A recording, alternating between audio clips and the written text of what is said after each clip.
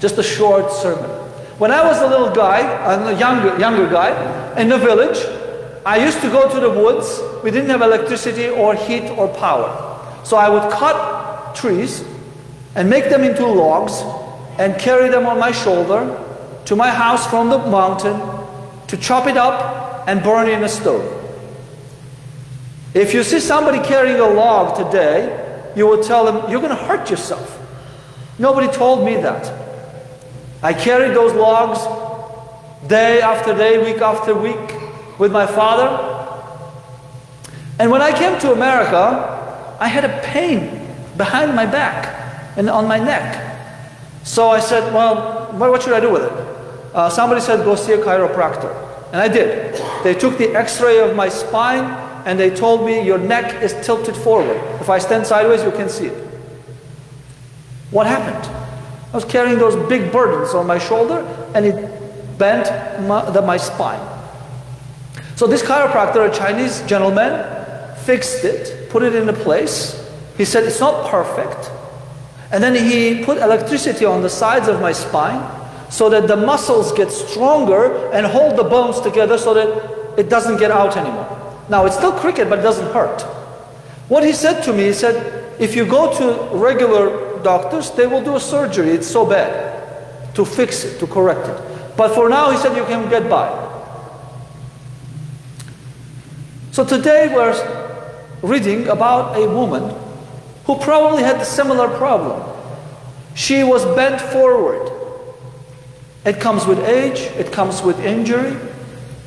Once in a while when I get up, I can't straighten up for a while. I walk like this for a while and then I straighten up myself.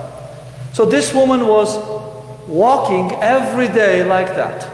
I told the kids in the chapel, imagine if you were walking like this all day long. How long could you do that? This woman was walking like that every day, every hour of her life. And then she comes to Christ. Now, there are different reasons why we bow down, we bend down. One, as I said, if you're carrying a log on your shoulder, eventually, when I was getting home, my knees were kind of shaking and I was like going down like that and I was walking like this. So if you have a burden on your shoulder, eventually it presses you down and you bow down. Under the pressure, unwillingly, you bow down to the dirt, to the ground. There is a second reason why we bow down. When we stand in front of the icon, iconostation, what we call a full prostration, we go all the way to the ground, we kiss the ground and we get up. That's another reason for being bent over. So today, this woman comes to Christ under the burden of life, under the burden of the injuries that she had suffered in this world.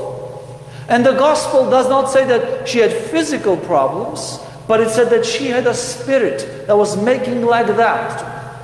I said in the chapel, my daughter has a habit. I hope that she forgives me for sharing this. If she doesn't like something, we tell her something, she says, oh, and she goes like this. So that is what the spirit is. When you have something very bothersome in your heart, it automatically kind of makes you squat. You don't like it, right? And then when you tell her something that she loves, she does this. So this woman came under the burden of life. She had been squashed down by life and the difficulties of life and the sadness of the world. And she comes bowing to Christ like we do the proskinesis. We go down to the ground. The difference is when the world puts you down like that, you stay there. When you put yourself down in front of Christ, He elevates you and straightens you up like the good news straightens my daughter. Any one of you who doesn't read the news? Raise your hands if you don't read the news. When was the last time you read an amazing news? Awesome news. When was it? Never. Except the vaccine, which is okay news. We don't know what's going on, right? So there is no good news out there.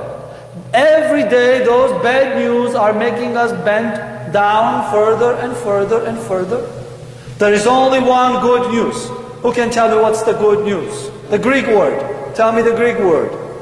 What's the good news? The Evangelium. That is the only good news in the world today. And that good news, like the news of getting ice cream makes my daughter go up, that good news balances all the evil news of the world. When you feel like this woman that is being crushed under the weight of the bad news of the world, there's only one place, the Evangelium, that can straighten you up like anthropos, like an upright person who can look into the eyes of the brother and God, the sister, brother and God, now and forever. Jesus reaches.